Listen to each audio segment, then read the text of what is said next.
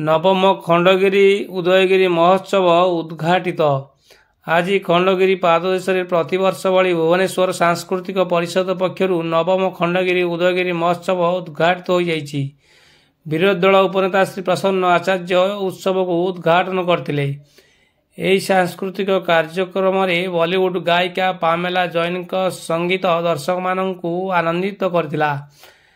कार्यक्रम आरंभ होता ओडिसी संबलपुरी आदि शास्त्रीय नृत्य। परिषद सभापति तथा पूर्वतन मंत्री अशोक चंद्र पंडा समस्त कलाकार मानक संबर्धित करथिले।